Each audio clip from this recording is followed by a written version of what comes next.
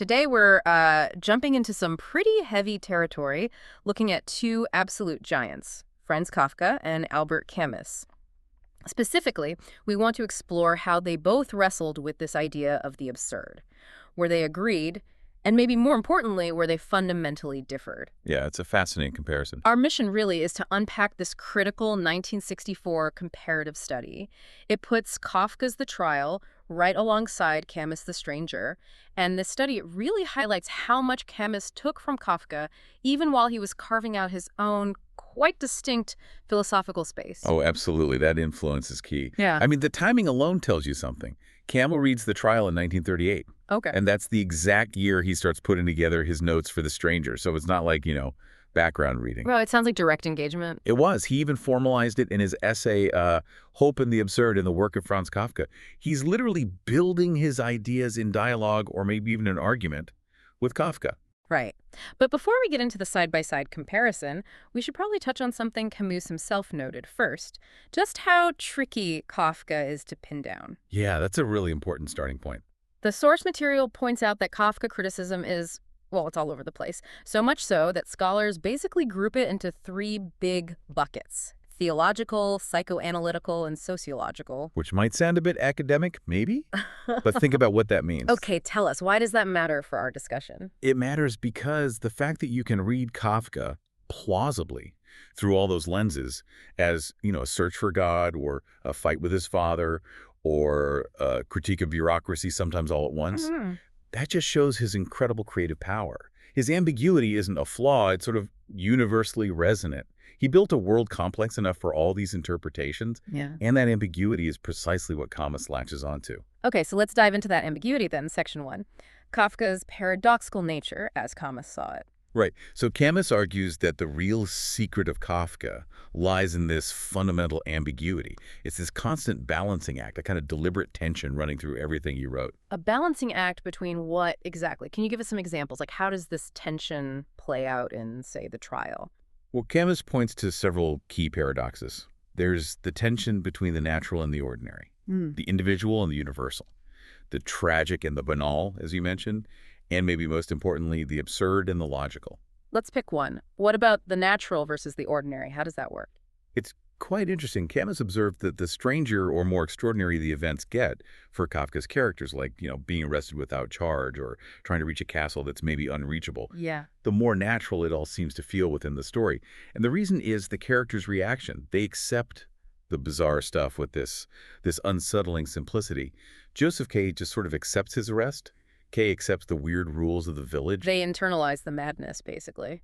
Exactly. They treat the utterly strange as the new ordinary. And that, for Camus, is a key mechanism. Does that acceptance, that treating the bizarre as normal, is that what lets Camus see The Trial as this universal tragedy, even though it feels so personal to Kafka? He has that line, Joseph K. is not Kafka, and yet he is Kafka. Precisely. Camus reads The Trial as Kafka expressing this deep, personal, spiritual crisis. But then, through Joseph K.'s simple acceptance of the inexplicable, Kafka invites the reader to project their own anxieties, their own sense of being trapped onto that situation. So the individual nightmare becomes relatable, becomes universal. Yes, Joseph K. stands in for anyone caught in a system they can't understand, governed by rules they can't see. Okay, that clarifies the sort of thematic ambiguity. Let's shift into section 2, the logic of the absurd. How does Kafka technically achieve this feeling? Right, the technique. Camus connects Kafka's use of symbols to Baudelaire's idea in correspondences. The idea that a symbol operates on two levels at once. Two levels, like the everyday world and something else, something hidden or supernatural. Exactly. You've got the plane of daily life, Joseph K.'s job, his landlady, the boring routines. And then you have this other plane, the invisible court, the arbitrary judgment, the supernatural weight pressing down. And these two planes exist at the same time in the same space. Yes. And this duality is central to Kafka's method. According to Camus, Kafka expresses tragedy using the tools of the commonplace, the ordinary. And crucially, he expresses the absurd using the tools of logic, almost excessive logic. Wait, logic creates the absurd. That seems counterintuitive. It does, doesn't it? Yeah. But Camus draws a parallel to Greek tragedy.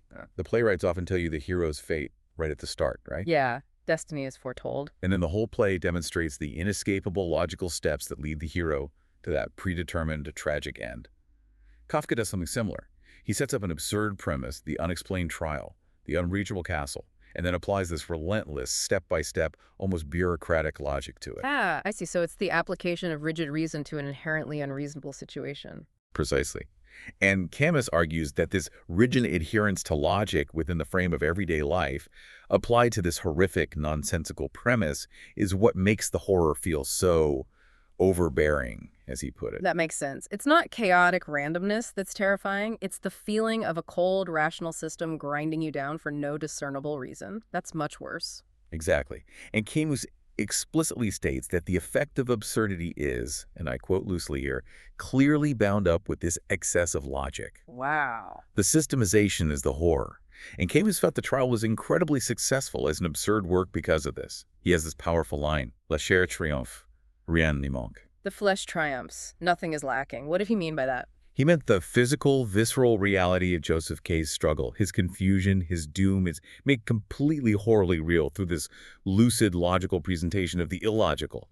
The absurdity feels complete, tangible, overwhelming. Okay, that's a powerful analysis of the trial. But Camus didn't think Kafka stopped there, did he? This leads us into section 3, the path to hope and divergence. Right. Camus saw Kafka's two major novels, The Trial and The Castle, as completing each other. He talked about an insensible progression. Meaning? Meaning, the trial basically diagnoses the condition. Yeah. Humanity trapped in an absurd, incomprehensible system. Okay, the diagnosis. And the castle. Well, the castle proposes a kind of treatment. Not a cure, mind you, more like an acceptance of the disease.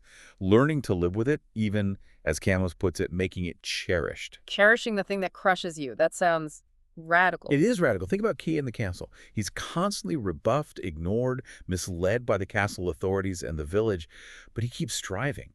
He has this almost insane hope for acceptance, for belonging within this baffling system. Camus saw this as the core of an existential revolution, this reversal, loving the chains. But this hope in Kafka, Camus had issues with it, didn't he? How did he define it, and why did he find it problematic? Yeah, he found it deeply problematic from his viewpoint. He described Kafka's hope as rigid, almost super-rational.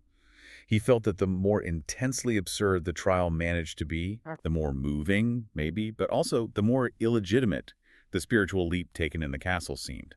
Illegitimate because, for Camus, it involved abandoning rational critique and embracing something beyond reason. A leap of faith, essentially. Exactly, a leap of faith. And Camus explicitly connected this to existentialist thinkers, especially Kierkegaard. Ah, and that's where the Kierkegaard quote fits in. The one about needing to kill earthly hope. Precisely. The quote goes, on doit frapper à mort l'espérance terrestre. Basically, one must strike earthly hope dead.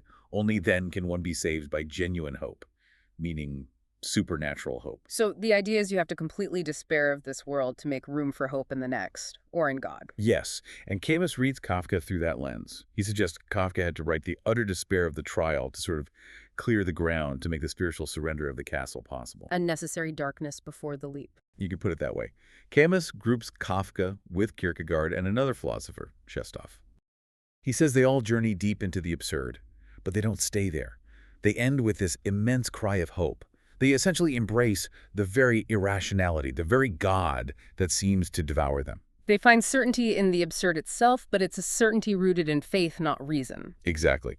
They find the reality of the supernatural confirmed by the absurdity of earthly existence.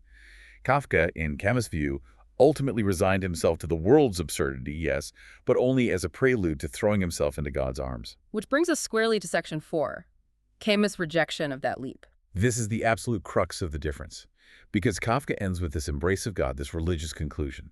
Camus, analyzing it, says, well, okay, Kafka's work is religious in inspiration. Right. And because it's religious, Camus concludes, it is therefore not truly absurd, at least not according to Camus's own strict definition of the term. So, what was Camus's definition? If Kafka takes this leap towards God, and that disqualifies his work as purely absurd in Camus's eyes, what would a truly absurd work look like for Camus? For Camus, a truly absurd work is one where the final message, the okami message, lies in what he calls a sterile and conquering lucidity. Sterile and conquering lucidity, what does that mean? It means seeing the world clearly, without illusions, without blinking, and crucially, it involves an obstinate negation of all supernatural consolation. The true absurdist hero, for Camus, understands the situation is hopeless and meaningless. and refuses any easy escape, especially a religious one. They must not take that leap. Wow. So no hope beyond the human capacity to endure and understand? None. Lucidity, rebellion against the absurd condition, and freedom within those limits. That's the Camusian ideal. So Camus looks at Kafka, acknowledges this incredible universal portrait of the human condition, but then says, essentially, this universality you achieved, Kafka, it isn't the same as truth as I see it. Exactly. He explicitly says, les deux pouvant ne pas coïncider. The universal and the truth, they might not line up.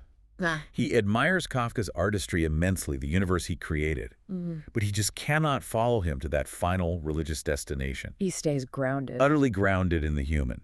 And the source text gives this fantastic, really vivid metaphor to capture the difference. Oh yeah, let's hear it. Okay, picture Kafka and Camus standing side by side, looking into one of those curved shop windows, the kind that distorts everything. Right, like a funhouse mirror almost. Sort of.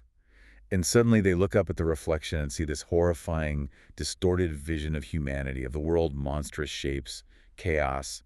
Both of them pause, they stare, they shudder. Okay. And then Kafka quickly lowers his glance. He looks away, turns inward, perhaps towards that transcendent hope we talked about. In Camus, what does Camus do? Camus turns and steps resolutely into the street. He confronts the distorted reality head-on. He doesn't look away, doesn't seek solace elsewhere.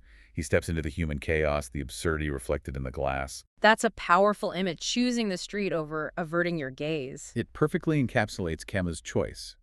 His focus remains stubbornly human-centered. As he famously declared, comprendre le monde pour un homme, c'est le réduire à l'humain, le marquer de son sceau. Which means? Roughly, to understand the world for a man is to reduce it to the human, to mark it with his seal. It's about finding meaning and understanding within the human scale, not by appealing to something beyond it. So that's the core distinction then. Camus needed Kafka's depiction of the absurd world as a starting point, maybe even the best depiction. Yes, the foundation. But he ultimately rejected the escape hatch, the religious conclusion, choosing instead to stay in the street, focusing on human truth and clear-eyed awareness, however bleak. Exactly. He chose lucidity over consolation. Okay. Which leaves us, and you listening, with a final thought to maybe wrestle with. Camus rejected Kafka's leap as not truly absurd, choosing this brave, clear-eyed path of human truth, knowing it might offer no ultimate comfort. But if Kierkegaard was onto something, if maybe the highest, most genuine form of hope only becomes possible after you've completely despaired of earthly solutions, then is Camus's choice to step into the absurd street, to stay resolutely human-focused. Is that the braver act of negation? Or is it perhaps a kind of limited vision, one that refuses to even engage with the scale of the spiritual questions that Kafka, however desperately, dared to confront? A difficult question, something to think about until our next deep dive.